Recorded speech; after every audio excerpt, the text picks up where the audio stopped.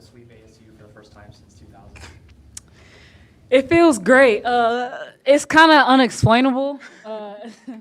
It was just a tough game, and I'm just proud of my teammates. I'm proud for Sam and Amari stepping up, and just everyone playing together, playing great defense, and I couldn't be more happy. You talk about the environment tonight, Mikhail? I mean, that was crazy. I mean, the last time we had that crowd was during our WNIT run, so it was nice to get everybody there for a regular season game, especially ASU. I mean, there were so many people there. They went all the way up to the top. It was a great atmosphere to play, and I love it. So, Ari, what was your mindset? Because you played 39 minutes and you had 24 points, 11 rebounds. What was kind of your mindset coming into this game?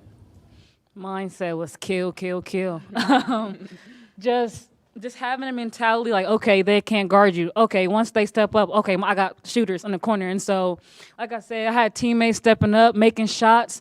Sam, Amari, Dom, Lou, Helena, like everybody stepped up, did their part, and weight off my shoulders. Great win. What was the plan? Because Richardson was the only player they had in double figures. She had 25, and nobody else scored in double figures. Yeah.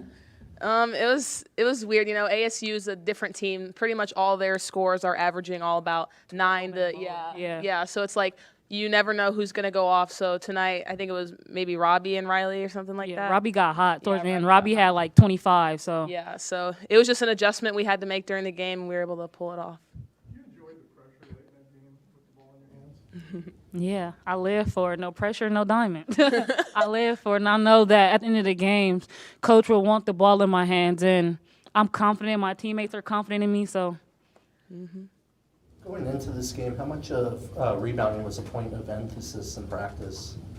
That was really big. Yes. Like, coach emphasized that because last game they killed us. Yeah, they killed us. And we know like they're one of the top rebounding teams in the country, so that rebounding was a big focus. And I think that we did great. Yeah. They had 7 offensive rebounds, and we held them under what we wanted to hold them to. So it's a great team effort.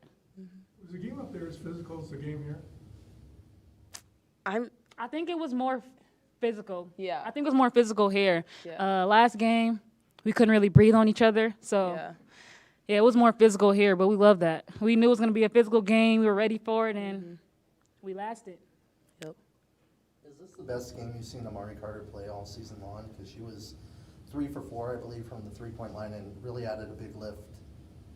Yes, this is Amari's best game as a Wildcat, and you know I've been in their ear day one. Amari, shoot the ball like you're a great shooter. Shoot. Same with Sam. I'm always in their ear as well, and just I'm really proud of Amari despite everything. She's stepped up to the plate. She's contributed, always contributed, whether it's offense, defense. She's contributing, and I love it.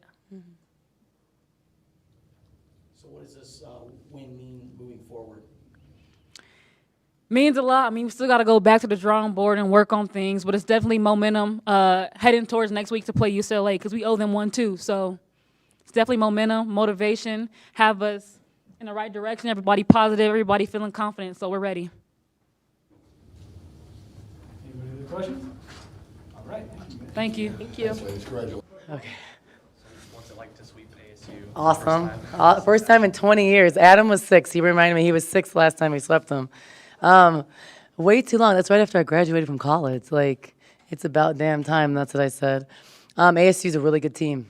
It's hard to run offense against them. They're physical. They're long. They're a great offensive rebounding team. And, both teams' offense looked like crap except for Robbie Ryan. But we found a way. I think I'm just proud of our team. Really, really proud. And the rebounding, you won the Battle of the Boards. Does that surprise you? Yes, it does surprise me. Our goal was to give them 12 because they average 17 offensive rebounds a game, and we've really struggled with boxing them out. So, and they had I think 7 offensive, but they had 2 at the end. So to hold them to basically 5, 7, we did a remarkable job. And the players will tell you, we have worked on it every day. I don't think it takes athleticism. I don't think it takes anything but your determination to box out. I think everybody's capable of doing that. So we've worked on it every day for 2 weeks. And every missed box out in practice, they've run for. So we chart them. So we chart every drill, chart missed box outs, and then at the end of practice, sometimes they have 10. Then they run. So it's paying off. They're not going to like that, but it is. So we're going to continue to do that. Kate's defensive effort. She didn't do much on offense, but she really stepped up down. I thought Kate did a really good job. Struggled from the floor a little bit. Missed her first 4 shots. I thought she was a little bit rushed. She usually finishes better, but I thought her defense, I thought her rebounding, I thought everything else, she did a really, really good job. At the end, she kept her composure, jumped to the ball. I'm just proud of her. I think that a lot of players, when they don't score, they don't play defense and they're not in the game. But I think really good players or more experienced players like Kate is becoming that. She wasn't scoring, but then she is still finding a way to help the team, and that is important. That's something I value. I don't care about all the stats because I'm going to tell you, at the end of every game, Sam's stats do not show what she does, and it does not show how valuable she is. She has 13 points. She has 3 rebounds. But I can tell you, without her on the floor, it is hard to win games. So I look at the other things, and I thought we did a really good job, and Sam was like the catalyst for most of that.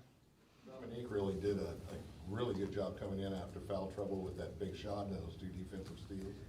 Yeah, I think, big threes. She was 2 for 3 from the three-point line. And remember, the first time we beat ASU, we didn't have Dominique, so we are a better team with Dominique. She's smart. She knows where to find different shooters. She knows where to pass the ball. She's smart on defense, so we're a much better team with her.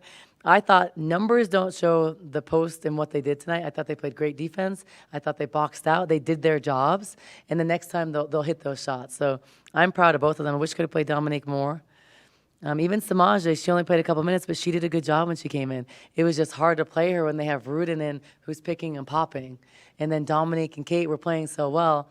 And when I moved Sam to the 4, she was able to attack. So it was just a game where the pace was really fast. Your comments on the attendance record? Awesome. I love Tucson. I love these fans. Where else can I tweet for a couple of days and 10,000 people show up? Nowhere probably. Like I always say, if I was in LA, in Phoenix, and anywhere else, we would not draw 10,000 people for a rival game. So this place is special. This is a basketball city, and women want to play in front of a crowd like this, and they usually don't get to. We played at ASU, there was 2,800 people. Okay, we probably brought 500 ourselves. But here we have 10,000. What was the final attendance? 10,160 for a rival game on a Friday night at 6 o'clock, not 7. I think that's remarkable. I think, everybody's supporting us, and it means a lot. Games like these, when we're going through those lulls of not scoring and they're going on runs, it's the fans that get you going and pumped. Or when you make a great play, you get the fans going. It makes you play harder. It really does as a player. It's awesome for them. It seemed like college basketball this physical when you play? God, I felt like it was more physical years ago, but I think it's just different. I think the difference is, I was able to play more physical in the post. I think that we were able to bang more. But the difference is the players are faster, more athletic, bigger, so I think that's what makes it more physical. And I think it's just so the pace is a lot faster. Before, I was a 5'11" post, run up and down the floor. Now there's that wouldn't be fast anymore. So I think the game is just so different. I think what also has changed, when I was playing, there was typically 2 post players on every team. Basketball has changed in the last 10 years. Now everybody's 4 can shoot the 3 and face up. So the game is different. You can almost play 4 guards a lot. Half the teams in our league do. It's just the game is evolving. And, not too many people besides Baylor play 2 posts, the traditional 2 posts, roll rise and stuff. Was there ever a time early in your tenure here that you doubted that you could get?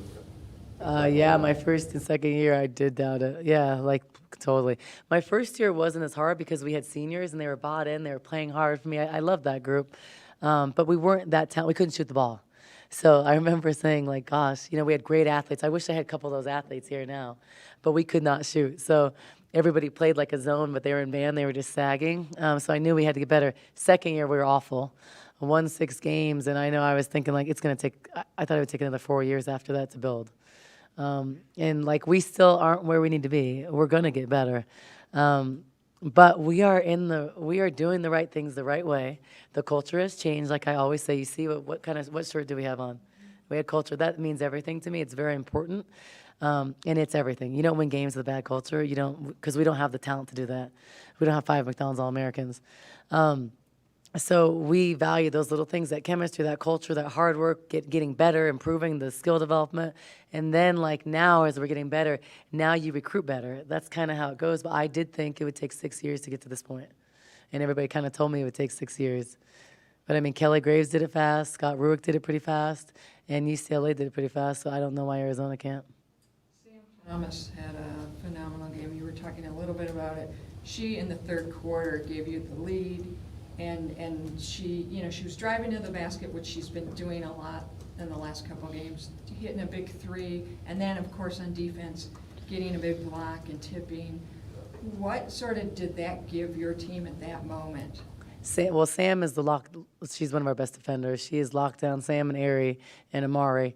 But Sam's stuff doesn't always show up besides her blocks. She's always in the right spot. She's playing the 2, 3, 4, and 5 defensively. She just has been constant. I think that Sam is definitely the most underrated defensive player in the Pac-12, and I think she's one of the most underrated in the country. She's solid. She keeps people in front of her. She doesn't reach. She's never out of position. All those little things are very important. Our team is not as successful defensively without her, and then she's able to score in big moments. I thought she did a great job of attacking. I mean, she had 3 steals, and she had 3 blocks. I mean, and Sam Thomas blocks a jump shooter every single game. I don't know too many people in America that do that. Not going to taking a layup, but someone just taking a shot. She rises up without fouling and blocks them every game. Last weekend, Sam had 8 blocks in one weekend. Today, she has 3. And you wouldn't look at Sam and say, oh, she jumps out of the gym. She's got great timing. She's athletic, and she just has long arms, and she's really good at that. So she's very, very underrated. For the first time, and excuse me for the entrance That's good. interrupting, but what is it like? This is the first time that both of these programs have been ranked simultaneously. What does it mean to this program to be able to get a win here at home against a program like Arizona? I mean, it means a lot. I think that I said to my team, and I kind of didn't feel this way exactly, but I said there was no pressure for us because we already beat ASU at ASU. They needed a split. If we lost here, it's not the end of the world. We split with ASU. They're ranked higher. So I didn't feel like there was any pressure. I thought at home we play more confident. We can play a little bit more aggressive. I thought we just go out and play. So I didn't feel like we had pressure. I felt like they had more pressure. So it means a lot to the program. I mean, we continue to leave our legacy. That's one of our mottos. Leave a legacy. We continue to find a way to win in different ways with different people. And we have not been 100% healthy since November, since our Texas game. So we've had people out with injuries. Dominique's just coming back. So next week, I'm hoping, knock on wood, that we'll be 100% healthy, and we'll be able to beat teams healthy. I think that sweeping someone for the first time in 20 years is monumental for this program. It says a lot because we weren't a factor when I first took this job.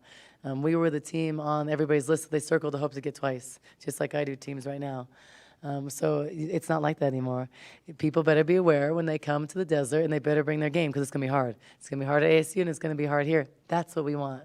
When I first took the job, Charlie told me that. She wanted us to be good because it makes us both better when we're good. So you got to come to Arizona, you got to face 16, 18 because we'll probably, that's going to probably change a little bit, but that's not easy because I can tell you how we feel when we go to Oregon, and we got to face like 3 and 5, or it's hard. So I'm glad it's like that in the desert. Like this, I mean, ASU being ranked 16th, does this feel like a sweeter win because this is the 16th? No, because we're not into the rankings. We don't care less. Like I don't think it matters how you're ranked in January. It matters how you're ranked in March. So I think that's just a plus, and that's good for the program. But we don't really get into the rankings where we're falling. We'll probably move up a little bit. We lose, we move down. I think it's just our goal is to win every game, to get better every week, and then those things will take care of itself. We have a great opportunity next week. We play UCLA, USC. We can have payback. I mean, I think we can win some games here in McHale with this kind of crowd. It makes it a lot easier. And I don't know anywhere else besides Oregon State where there's a crowd like this. And I can tell you, when we go to Oregon State in Oregon, it's hard to play. It's like, oh, geez, all the orange everywhere and the green. It's a tough environment, so we are creating that here. And that's special to me, and all the rankings and those things take care of themselves. But this is a good situation for us, too. Also, sorry not to be so long, but I think that we're going to be very close. I think that anybody can win this conference, and I think us and ASU will be very close. So to own the tiebreaker, I think, is really important for us, just moving forward. You mentioned the UCLA game. Is there going to be an attendance bar set for that game? Well, I haven't even thought that. Should there be? For me, that's not. People are like, "Oh, you're marketing this and that."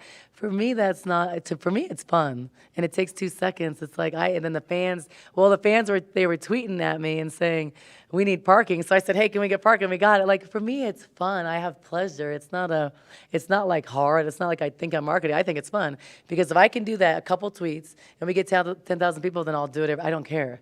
Like, I think it's fun. And I probably look like an idiot doing it, but I don't care.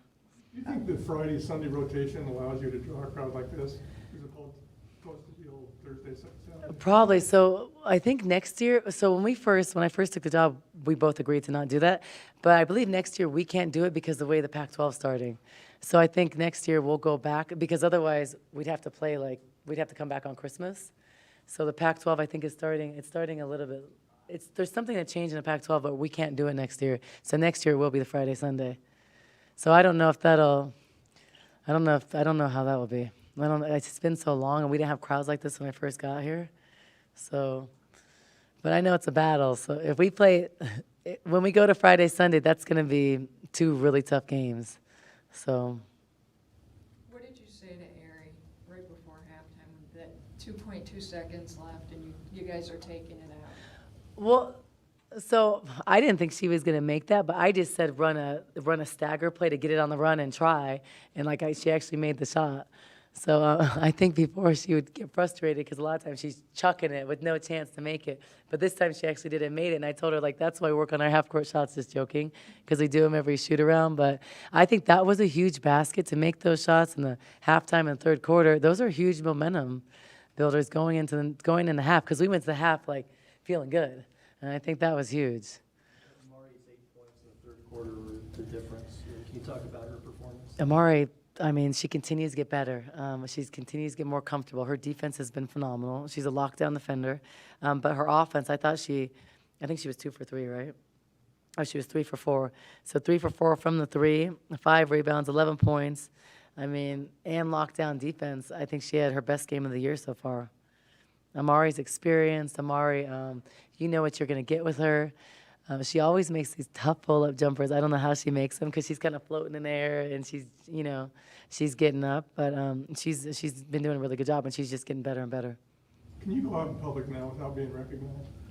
I mean, I don't really do anything, but yeah.